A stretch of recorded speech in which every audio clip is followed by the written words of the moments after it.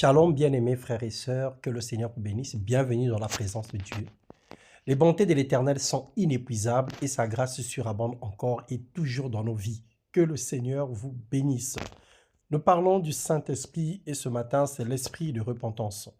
Dans Ézéchiel, le chapitre 18, les versets 24, 25 et 27, « Ce que je désire est que le méchant meure, dit le Seigneur, l'Éternel n'est-ce pas plutôt qu'il change de conduite et qu'il vive? Si le juste se détourne de sa justice et commet l'iniquité, s'il imite toutes les abominations du méchant, vivra-t-il? Toute sa justice sera oubliée, parce qu'il s'est livré au péché. À cause de cela, il mourra. Mais si le méchant revient de sa méchanceté et pratique la droiture et la justice, il fera vivre son âme. » Bien-aimés dans le Seigneur, Dieu nous appelle ici à la responsabilité personnelle de chacun face au salut et au châtiment éternel. Il vaut mieux la fin que le commencement. Beaucoup ont bien commencé, mais aujourd'hui terminent mal, parfois au point de devenir ennemis de Dieu et persécuteurs de la vérité. Oublions les bontés, les bonnes œuvres.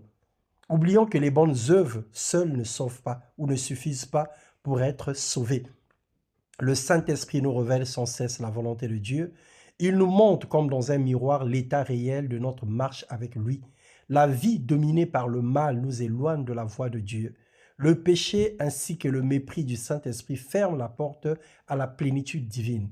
Dieu ne cherche pas des personnes prétendument parfaites ou hyper saintes, mais des cœurs humbles, brisés devant sa face, des âmes repentantes, et des hommes et des femmes qui se confient pleinement au Saint-Esprit pour recevoir secours et restauration.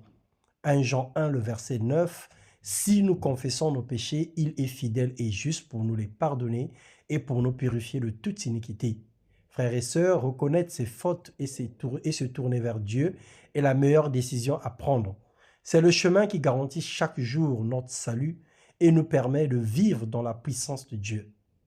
Que la voix de Dieu retentisse dans nos cœurs et nous aide à marcher dans la sainteté.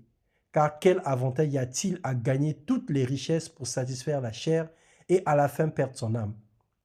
Faisons le bon choix, mon frère, faisons le bon choix, ma sœur.